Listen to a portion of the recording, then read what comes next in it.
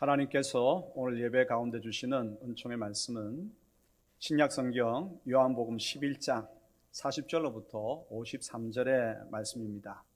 우리 마음을 같이 해서 함께 읽겠습니다. 예수께서 이르시되 내 말이 내가 믿으면 하나님의 영광을 보리라 하지 아니하였느냐 하시니 돌을 옮겨 놓으니 예수께서 눈을 들어 우러러보시고 이르시되 아버지여 내 말을 들으신 것을 감사하나이다. 항상 내 말을 들으시는 줄을 내가 알았나이다. 그러나 이 말씀하옵는 것은 둘러선 무리를 위함이니 곧 아버지께서 나를 보내신 것을 그들로 믿게 하려 함이니이다. 이 말씀을 하시고 큰 소리로 나사로야 나오라 부르시니 죽은 자가 수족을 배로 동인 채로 나오는데 그 얼굴은 수건에 쌓였더라. 예수께서 이르시되 풀어놓아 다니게 하라 하시니라. 마리아에게 와서 예수께서 하신 일을 본 많은 유대인이 그를 믿었으나 그 중에 어떤 자는 바리새인들에게 가서 예수께서 하신 일을 이에 대제사장들과 바리새인들이 공회를 모으고 이르되 이 사람이 많은 표적을 행하니 우리가 어떻게 하겠느냐. 만일 그를 이대로 두면 모든 사람이 그를 믿을 것이요 그리고 로마인들이 와서 우리 땅과 민족을 빼앗아 가리라 하니 그 중에 한 사람 그의 대제사장인 가야바가 그들에게 말하되 너희가 아무것도 알지 못하는도다. 한 사람이 백성을 위하여 죽어서 온 민족이 망하지 않게 되는 것이 너희에게 유익한 줄을 생각하지 아니하는도다 하였으니 이 말은 스스로 함이 아니요 그 해에 대제사장이므로 예수께서 그 민족을 위하시고 또 그 민족만 위할 뿐 아니라 흩어진 하나님의 자녀를 모아 하나가 되게 하기 위하여 죽으실 것을 미리 말함이러라. 이날부터는 그들이 예수를 죽이려고 모의하니라. 아멘. 추위가 매서움에 극에 달하면 자연은 절망할까요? 매화가 핍니다. 어둠이 더 깊어지면 빛은 영원히 사라질까요? 좀 있어 새벽 동이 틉니다. 악이 세상을 정복하여 더는 사람들은 못 살겠다고 아우성 칠 때 아름다운 세상은 영영 떠나버릴까요? 그때서야 사람 살만한 세상은 시작됩니다. 우리가 살아가는 세상 그리고 우리의 삶 완전히 망가지고 더는 소망이 없는 것 같은데 우리가 신뢰해야 될 것이 하나 있습니다. 그것은 뭐냐? 하나님이 만든 세상 하나님께서 책임지신다라고 하는 겁니다. 하나님의 형상으로 지음받고 십자가를 통해서 하나님의 자녀로 불러주신 우리의 삶 하나님께서 다스리시고 책임지신다라고 하는 것입니다. 오늘 여기에 기초를 두고 하나님께서 어떤 메시지를 주실지 사모하며 경청하도록 하십시다. 첫 번째 메시지입니다. 악인의 악한 모략은 언제나 그럴싸한 명분을 가진다라고 하는 겁니다. 오늘 우리 본문을 읽었는데 성경의 정황으로 보면 나사로의 가정은 부모가 모두 일찍 돌아가셨습니다. 나사로, 마르다, 마리아 모두 결혼하지 않은 젊은이들입니다. 그리고 오빠 나사로가 가장 역할을 하고 있습니다. 그런데 가장인 나사로가 죽었습니다.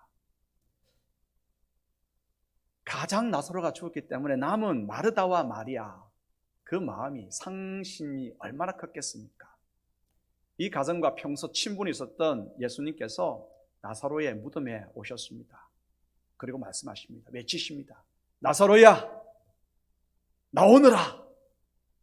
외치자 죽었던 그가 살아나옵니다. 얼마나 기쁜 일입니까? 웬만한 사람들은 이 기쁜 일에 함께 기뻐합니다. 정말 즐거워합니다. 같이 즐거워합니다. 그리고 이 놀라운 일을 행하신 예수님에 대해서 경외감을 가지고 믿기 시작합니다. 웬만한 사람들은 다 그렇게 합니다. 44절, 45절 읽겠습니다. 죽은 자가 수족을 배로 동인 채로 나오는데 그 얼굴은 수건에 쌓였더라. 예수께서 이르시되 풀어놓아 다니게 하라 하시니라. 마리아에게 와서 예수께서 하신 일을 본 많은 유대인이 그를 믿었으나. 그렇죠. 함께 기뻐하고 그 놀라운 일을 행하신 예수님을 경외감을 가지고 믿기 시작했습니다. 그런데 악인들은 그렇지 않습니다. 악인들은 기쁜 일에 기뻐하지 않습니다. 요한복음은 악인의 대표로 누구를 지금 거론하고 있냐면 대제사장들과 바리새인들을 거론하고 있습니다. 대제사장, 바리새인, 여러분 선한 일을 장려하고 하나님의 뜻을 위해서 살아야 할 자들, 그렇게 백성들을 가르쳐야 할 자들인데 악인들의 대표라고 하니까 의아하죠. 예수님 당시에 대제사장들과 바리새인들은 백성들에게 자신들은 종교 지도자요, 율법 교사요, 율법의 압이라고 하는 점을 강조하면서 사람들이 따르도록 했습니다. 그런데 백성들은 놀라운 표적을 행하시는 예수님께 관심을 두고 예수님의 가르침을 더 따르기 시작했습니다. 그러니까 이들이 시기심이 일어난 것이죠. 지금까지 처음부터도 이들은 백성들의 존경과 관심, 이것에만 초점을 맞추었습니다. 하나님께 참된 예배를 드리는 거나 백성들의 삶을 말씀대로 이끄는 일에는 처음부터 소홀히 했고요. 예수님이 등장하시자 이 일에는 더 소홀히 하면서 자신의 권익만을 붙들기를, 그것에만 혈안이 되었습니다. 예수님께서 또 무슨 표적을 행하시나 감시하기 위해서 자기 사람들을 풀어놓았습니다. 이들은 예수께서 죽은 나사로를 살리셨다라고 하는 놀라운 표적을 들었습니다. 이 일로 인해 더 많은 백성들이 자신들로부터 예수께로 빠져나갈 것을 걱정하였습니다. 자기들의 권익, 기득권 지키기 위해서 공의회를 소집했습니다. 46절, 47절 읽겠습니다. 그 중에 어떤 자는 바리새인들에게 가서 예수께서 하신 일을 알리니라. 이에 대제사장들과 바리새인들이 공회를 모으고 이르되 이 사람이 많은 표적을 행하니 우리가 어떻게 하겠느냐. 죽은 나사로가 살아나는 놀라운 기적을 들었다면 종교 지도자인 그들은 당연히 구약 성경에서 죽은 자를 살리는 메시아의 예언을 살펴봐야 했을 겁니다. 예수께서 메시아이신지 경외감을 가지고 질문해야 했습니다. 그런데 죽은 자가 살아나는 놀라운 표적 앞에서도 이들은 자신들의 권익만을 놓치지 않기 위해서 혈안이 되었죠. 대제사장들과 바리새인들의 회의인 산헤드린 공의회는 어떻게 하면 백성들의 관심을 자신들에게 붙들어 놓을 수 있을까 고민했습니다. 어떻게 하면 예수를 제거할까 언론했습니다. 그들은 정치적인 명분을 가져왔습니다. 예수님께 많은 사람들이 몰리니까 이것을 이용하자는 것이죠. 많은 사람들이 직결하는 것을 당시 유대를 지배했던 로마가 아니면 로마 제국을 반역하는 모반 행위로 여겨서 큰 박해를 유대에 가할 것입니다. 이 명분을 세운 것이죠. 전체 유대가 희생당하는 것은 반드시 막아야 한다는 명분, 참으로 그럴싸하지 않습니까? 하지만 이것은 표면적 이유입니다. 진짜 이유는 뭡니까? 우리가 앞서 살펴본 것처럼 산헤드린 공의에 자신들의 기득권을 잃지 않을까 하는 염려 때문입니다.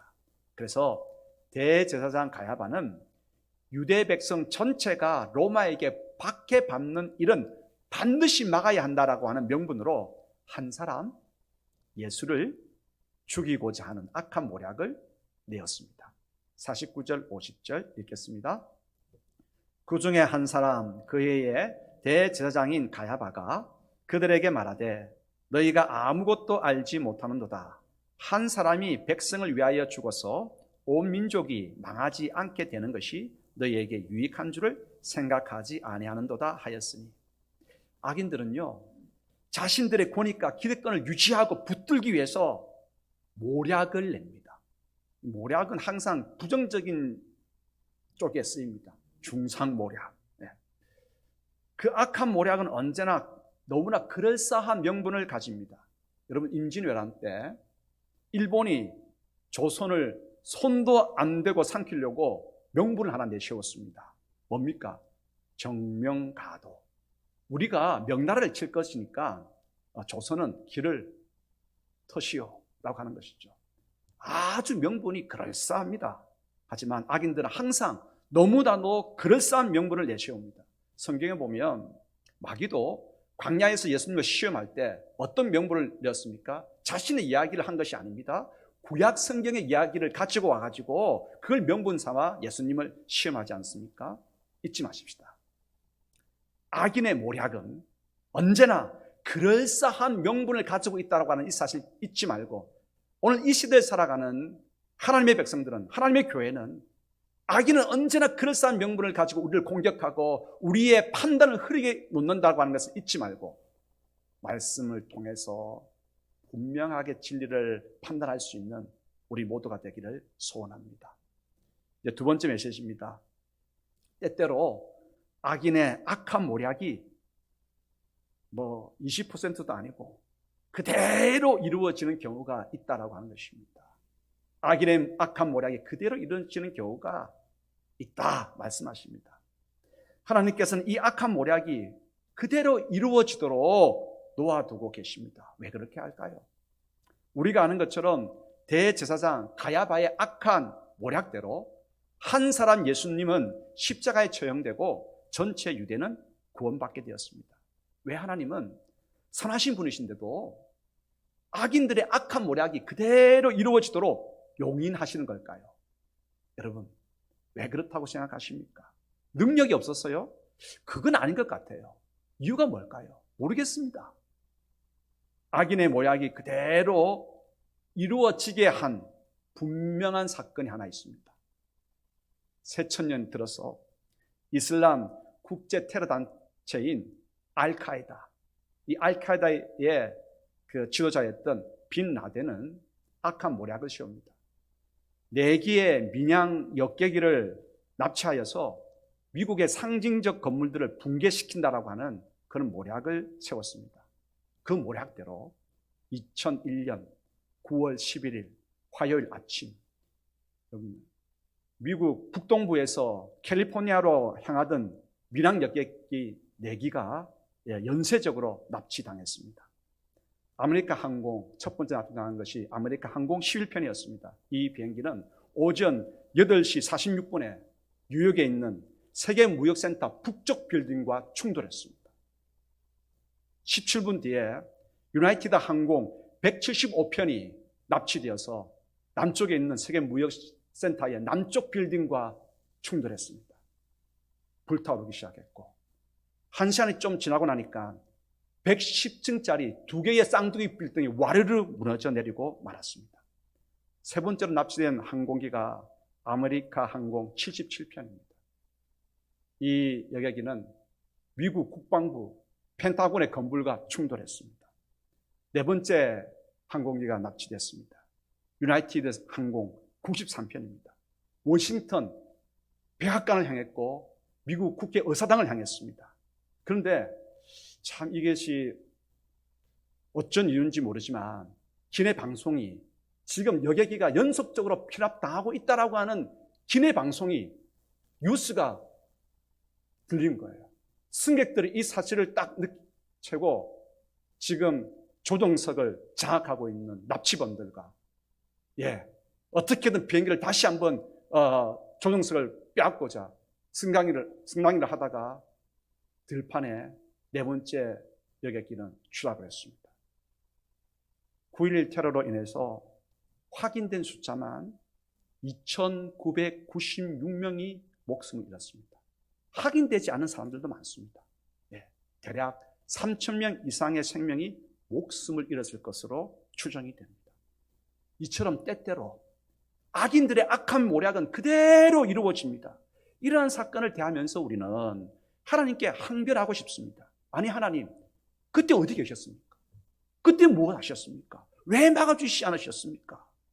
왜 악한 자들의 그 사악한 모략이 그대로 이루어지도록 왜 용인하셨습니까? 이렇게 항변하며 대들고 싶습니다. 그러나 그 항변을 잠시 누르고 세 번째 메시지를 들어보십시다. 세 번째 메시지입니다. 성경에는 아이러니가 있습니다. 악한 모략과 동시에 하나님의 선한 계책이 동시에 이루어집니다. 아이러니, 문학적인 표현입니다. 다른 우리나라 번역 단어로 가지고 올 만한 단어가 사실은 별 없어요. 역전?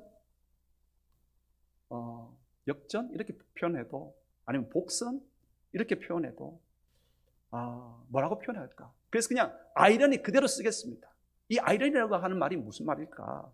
이 단어는 어떤 일에 겉으로 나타나는 것과는 전혀 다르게 속으로는 또는 진행 결과로는 전혀 다른 결과를 가져오는 거예요. 겉으로 나타나는 것도 있지만 속으로는 진행 결과로는 전혀 다른 결과, 전혀 다른 의미를 가지고 있다. 아이러니입니다. 하나님께서는 때로 악한 모략이 이루어지도록 그냥 두고 계십니다. 가야바의 말대로 한 사람 예수님은 십자가에 처형되고 전체 유대는 구원을 얻게 되었습니다. 하지만 더 넓고 깊게 보면 하나님의 어린 양이 죽음으로써 유대가 구원받았습니다. 유대뿐만 아니라 온 인류가 구원을 얻게 되었습니다. 대제사장 가야바는 자신의 기득권을 잃지 않기 위해서 한 사람이 전체를 위해서 죽어야 한다고 악한 모략을 내었지만 하나님은 그 모략 그대로 이루어지게 하심으로써 온 인류가 구원받게 하십니다. 이것이 하나님의 선한 계책입니다. 하나님께서는 사악한 자의 악한 모략도 성취되게 하심으로써 하나님의 뜻을 이루십니다. 악인의 악한 모략이 이루어졌는데도 하나님의 선한 뜻이 성취되는 것, 이것이 하나님의 아이러니입니다. 11장 51절로부터 53절 읽겠습니다. 이 말은 스스로 함이 아니요 그 해의 대제사장이므로 예수께서 그 민족을 위하시고 또 그 민족만 위할 뿐 아니라 흩어진 하나님의 자녀를 모아 하나가 되게 하기 위하여 죽으실 것을 미리 말함이러라. 이날부터는 그들이 예수를 죽이려고 모의하니라. 아멘. 이런 성경 속에는 이러한 하나님의 아이러니가 가득합니다. 첫 번째 이 하나님의 아이러니가 드러난 곳이 어디냐면 창세기 3장이에요. 마귀를 상징하는 뱀이 교회와 메시아를 상징하는 여자의 후손, 뱀이 여자의 후손에 발꿈치를 물었습니다. 맹독이 퍼짐으로 교회와 메시아는 당장에 죽게 됩니다. 마귀는 승리하고 세상은 모든 것이 끝날까요? 아닙니다. 뱀이 여자의 후손을 무는 순간 뱀의 머리가 박살이 납니다. 오히려 마귀의 활동은 끝이 나고 교회와 메시아의 승리가 이루어지게 되었습니다. 이게 아이러니입니다. 창세기 3장 15절 읽겠습니다. 내가 너로 여자와 원수가 되게 하고 내 후손도 여자의 후손과 원수가 되게 하리니 여자의 후손은 내 머리를 상하게 할 것이요 너는 그의 발꿈치를 상하게 할 것이니라 하시고. 여러분, 성경에는 이 아이러니가 많아요. 우리가 살아가고 있는 세상에도 이 하나님의 아이러니가 가득해요. 이 아이러니, 이 역설, 이 반전, 이것을 깨닫기 위해서 중요한 것은 뭐냐면 우리의 영적인 눈이 뜨여져야 해요. 구약 성경에 아람 왕이 이스라엘을 침공하려고 하는데 번번이 실패하는 거예요. 까닭을 보니까 이스라엘에 이 엘리사라고 하는 선지자가 있으니까 이 엘리사 때문에 안 되는 거예요. 그래서 엘리사 선지자 한 사람을 찾기 위해서 아람 군대, 모든 아람 군대를 다 출동시킵니다. 아침에 엘리사의 종이 깨어가지고 밖에 나가서 주위를 살펴보는데 깜짝 놀라지요. 엘리사가 있던 성 주변에 빽빽하게 무언가 둘러쌌습니다. 무엇이 둘러쌌겠습니까? 아람의 모든 군대가, 엄청난 세력의 군대가 그 엘리사가 있는 성읍을 둘러싼 겁니다. 그 사환이 보고 종이 보고 낙담하는 거죠. 절망하는 거죠. 어쩌나, 이를 어쩌나, 이를 어쩌나. 선생님, 이를 어쩝니까? 엘리사가 나오고는 씩 웃습니다. 그리고는 하나님께 기도합니다. 눈이 열릴지어다. 눈이 딱 띄어지고 보니까 무엇을 보게 됩니까? 그 성을 빽빽하게 둘러선 그 아람 군대 뒤에 하나님께서 보내신 불말과 불병거가 진치고 있다고 하는 것을 보게 된 것입니다. 여러분, 절망으로 둘러싸일 때 희망으로 에워싸고 있음을 발견하게 됩니다. 이게 아이러니입니다. 이것이 성경이 보여주는 아이러니고, 이것을 볼 수 있는 것은 영안이 열릴 때 보여지게 됩니다. 열왕기하 6장 15절로부터 17절 읽겠습니다. 하나님의 사람의 사환이 일찍 일어나서 나가보니 군사와 말과 병거가 성읍을 에워쌌는지라. 그의 사환이 엘리사에게 말하되 내 주여 우리가 어찌하리이까 하니 대답하되 두려워하지 말라. 우리와 함께한 자가 그들과 함께한 자보다 많으니라 하고 기도하여 이르되 여호와여 원하건대 그의 눈을 열어서 보게 하옵소서 하니 여호와께서 그 청년의 눈을 여시매 그가 보니 불말과 불병거가 산에 가득하여 엘리사를 둘렀더라. 아멘.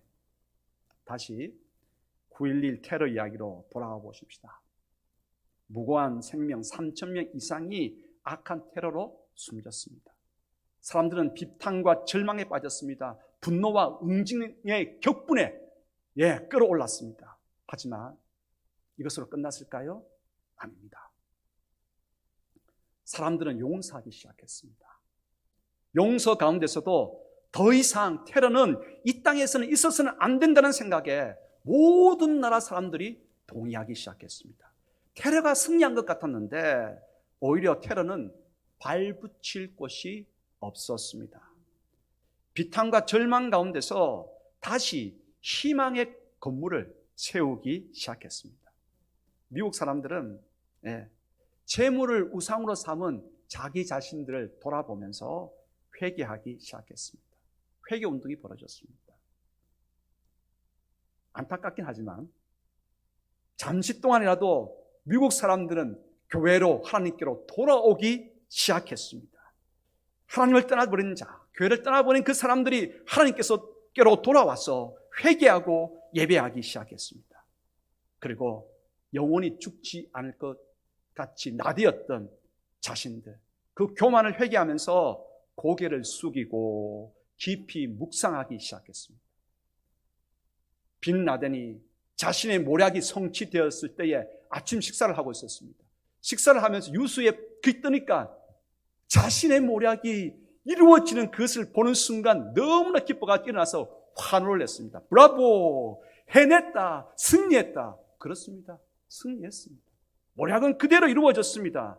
여러분, 그런데도 하나님의 선한 계책도 동시에 이루어졌다라고 하는 사실을 우리는 기억해야 합니다. 이것이 하나님의 아이러니입니다. 네 번째 메시지입니다. 결론입니다. 우리가 살아가는 세상 하나님의 아이러니로 가득합니다. 악인의 모략이 이루어졌다고 해서 울분토하지 마십시다. 그 위에 무엇이 있지요? 하나님의 선한 계책이 있습니다. 믿음으로 세상을 보면 우리의 삶은 하나님의 뜻이 이루어지는 아이러니로 가득합니다. 가뭄이 들었습니까? 가뭄이 들었습니까? 윤미경 집사님, 가뭄이 들면 어떻게 기도하시겠습니까? 그렇지요. 감사합니다. 정답을 말씀하셨습니다. 비를 내려달라고 기도합니다. 그런데 세상이 그렇게 됩니까? 비 내려달라고 했는데 비가 내리든가요? 오히려 더 가면 더 듭니다. 밭은 더 쩍쩍 갈라져서 거북이 등처럼 거북이 등보다 더 깊이 갈라졌습니다. 그런데 여러분, 마침내 굵은 비가 쏟아져 내립니다. 땅에 물이 귀화되면 어디 가겠습니까? 결국 이 대위권 안에 있습니다. 에너지 총량의 법칙이 있습니다. 딴 데 가지 않습니다. 귀화되어서 다 물들이 쩍쩍쩍쩍 땅에서 다 귀화되어서 올라가서 서로 뭉쳐서 무거워진 다음에야 물방울이 수룩수룩 땅으로 내릴 게 아니겠습니까? 자연현상 가운데도 우리는 무엇을 봅니까? 하나님의 아이러니를 봅니다. 불의가 정의로운 세상을 정복한 것 같습니다. 마귀의 세력이 나를 짓누르고 나는 더 이상 못 일어날 것 같습니다. 그렇습니까? 지금 우리 각자 형편이 그렇습니까? 2022년 시작하면서 아주 기쁜 마음으로 친정 보내고 구정 보내면서 출발했는데 오미크론이 갑자기 막 너무너무 막, 그런데 저는 걱정했습니다. 야, 이렇게 많은 확진자가 나오는데 우리 교우들 얼마 나오지 않겠다 했는데 봐보십시오. 더 많이 나오는 이유는 뭡니까? 여러분, 이것입니다. 이게 아이러니입니다. 내 삶이 절망의 밑바닥에 있다고 깨닫는 순간, 절망의 밑바닥에 더는 일어설 수 없다라고 깨닫는 순간, 그때 우리는 하나님만 의지합니다. 하나님의 역사가 시작됩니다. 하나님의 놀란 창조가 일어나기 시작합니다. 오미크론이 너무 강하게 우리를 누르고 있습니까? 우리 가정의 문제가 더 이상 나로 하여금 한 발짝도 내디지지 못하도록 만들고 있습니까? 그러나 저는 담대히 예언합니다. 이제 하늘의 은총이 우리를 덮을 차례입니다. 절망이 찾아왔습니까? 이제 희망을 노래하십시다. 왜입니까? 믿음은 다른 것이 아닙니다. 믿음은 하나님의 아이러니를 기대하는 것입니다. 하나님의 아이러니를 기대하는 것입니다. 그 하나님의 놀라운 창조를 기대하면서 나아가는 우리 모두가 되기를 소원합니다. 기도하십시다. 아버지 하나님 감사합니다. 절망의 밑바닥에 더는 일어설 수 없을 것 같아 눈물 흘리는데 주님, 우리의 눈을 열어주시옵소서. 우리의 영안을 열어주시옵소서. 하나님께서 바로 이 순간 행하심을, 내 뒤에 불말과 불병거로 나를 둘러 진추고 있음을 볼 수 있는 하나님의 창조의 백성이 되게 하옵소서. 연약합니다. 부족합니다. 성령 하나님, 하늘문을 활짝 여시고 희망의 기름을, 주님, 믿음의 기름을, 기도의 기름을, 찬양의 기름을 부어 주옵소서. 예수 그리스도 이름으로 기도드리옵나이다. 아멘.